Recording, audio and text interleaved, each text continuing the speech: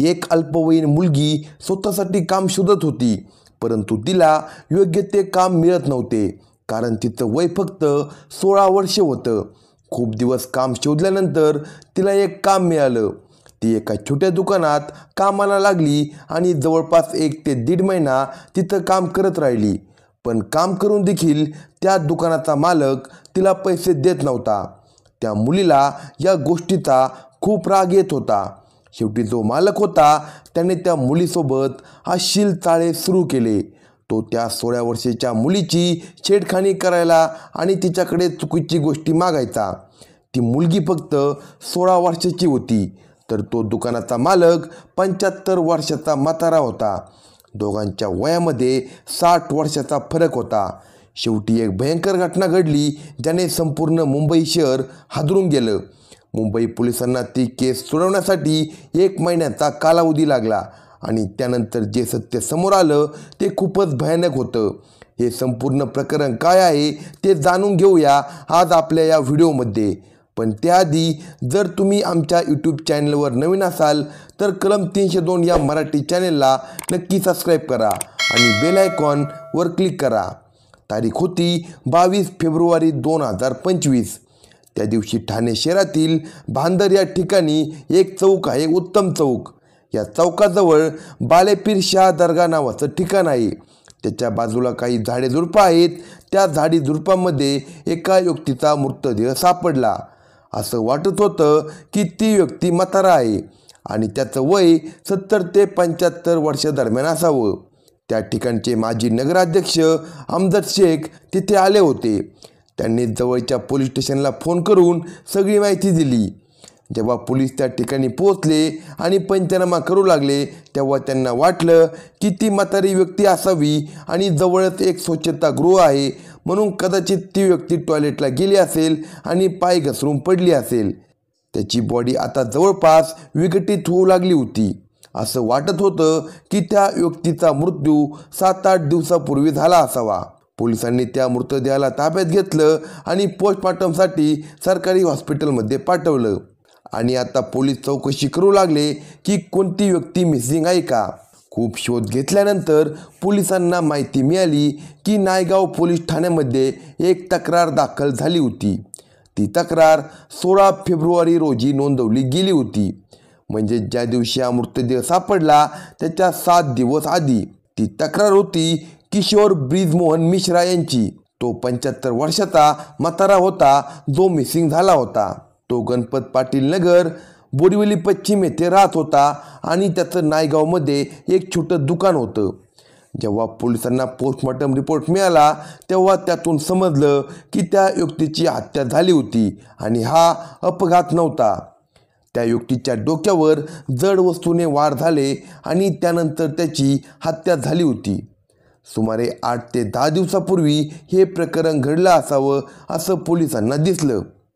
पण त्या व्यक्तीची हत्या नेमकी कुणी केली हे पोलिसांसमोर एक मोठं आव्हान होतं. आता हेही निश्चित झालं होतं की जी डेड बॉडी पोलिसांना सापडली होती आणि जो व्यक्ती मिसिंग होता किशोर मिश्रा तो एकच होता.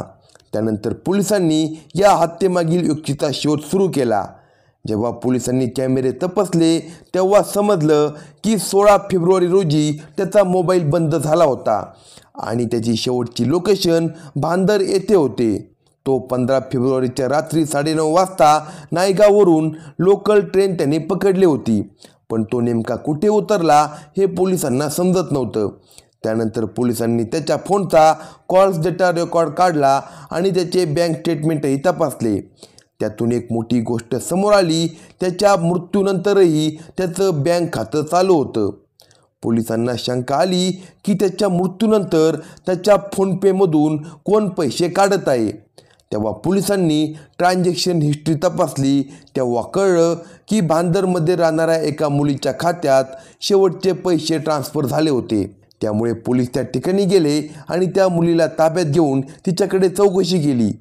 तेव्हा ती मुलगी म्हणाली, मला या सगळ्याबद्दल काहीच माहिती नाही. माझा एक भाऊ आहे जो इथे राहतो आणि त्यानेच मला एका व्यक्तीच्या फोनवरून पैसे पाठवले आहेत. मला त्या पलीकडे काही माहिती नाही. त्यानंतर पोलीस त्या मुलीच्या भावाकडे गेले. तिथे चौकशी केली तेव्हा समजलं की तो मुलगा मागील काही दिवसापासून बेपत्ता आहे आणि त्याचा मोबाईल देखील बंद आहे. त्या मुलाचे आईवडील घरी होते. पोलिसांनी त्यांना विश्वासात घेतलं आणि जेव्हा त्यांनी आपल्या मुलाला फोन केला तेव्हा कळलं की तो नायगाव रेल्वे स्टेशनवर आहे.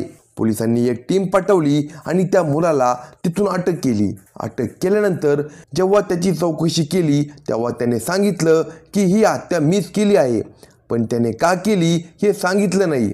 त्याने असंही सांगितलं की यात माझी 16 वर्षाची गर्लफ्रेंड देखील सामील आहे. आम्ही दोघांनी मिळून हे कृत्य केलं आहे.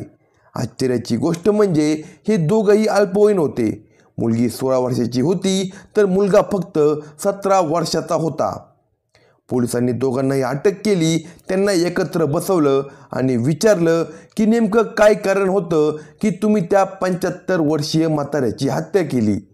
तेव्हा ती आरोपी मुलगी पोलिसांना सांगू लागली की जवळपास 1 ते 1.5 महिन्यापूर्वी मी त्या व्यक्तीच्या दुकानात कामासाठी गेले होते. मला कुणी काम देत नव्हतं कारण मी अल्पवयीन होते. शेवटी त्या व्यक्तीने मला कामावर ठेवलं आणि मी 1 ते 1.5 महिन्यात तिथे मन लावून काम केलं.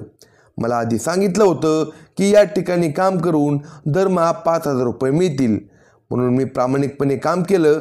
पण 1 महिना झाल्यावर तो व्यक्ती मला पैसे देत नव्हता. मला पैशाची खूप गरज होती. मला काय करावं हे समजत नव्हतं. तो व्यक्ती माझ्याकडे वाईट नजरेने बघायचा.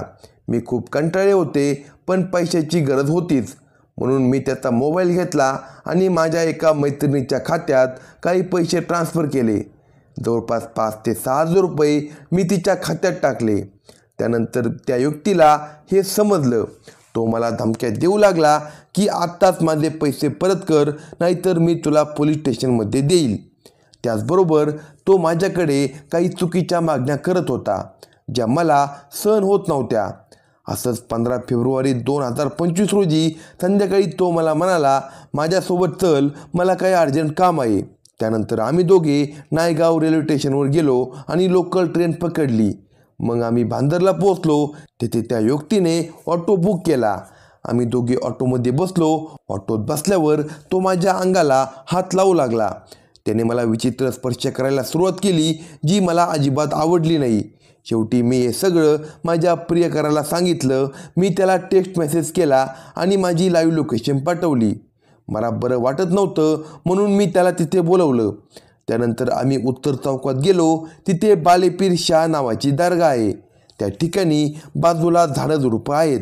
तिथे आम्ही थांबलो. तो व्यक्ती माझे कपडे ओढू लागला, मला स्पर्श करू लागला आणि माझ्यावर बळजबरी करण्याचा प्रयत्न तो करत होता. तेवढ्यात माझा प्रियकर तिथे आला. रागाच्या भरात त्याने जवळ पडलेल्या फरशीचा तुकडा उचलला आणि त्याच्या डोक्यात मारला. मग एकामधून एक दगड उचलून त्याच्या डोक्यात मारले आणि त्याची हत्या केली. त्यानंतर तो मृतदेह आम्ही जवळच्या झाडाझुडपात फेकून दिला. आम्ही एक खोली भाड्याने घेतली आणि तिथे मागील 1 महिन्यापासून राहत होतो. जवळपास 1 महिन्यानंतर म्हणजे 13 मार्च रोजी पोलिसांनी ही केस बंद केली. त्या दोन्ही मुलांवर जे अल्पवयीन होते त्यांच्यावर मर्डरची केस दाखल झाली आणि पोलिसांनी त्यांना बाल सुधार गृहात पाठवलं. जी अल्पवयीन मुलगी होती तिने त्या मृत व्यक्तीविरुद्ध पॉक्सो कायद्याअंतर्गत गुन्हा दाखल केला आणि विनयभंगाचा गुन्हा नोंदवला. तरी संपूर्ण घटना सांगण्याचा उद्देश कुणाला बदनाम करणं किंवा त्रास देणं किंवा भावना दुखावणं नाही, तर फक्त तुम्हाला सावधान आणि सतर्क करणं हेच आहे. अशाच नवनवीन क्राईम स्टोरी ऐकण्यासाठी कलम 302 या मराठी चॅनलला सबस्क्राईब करा आणि आपल्या प्रतिक्रिया कमेंट बॉक्समध्ये कळवा.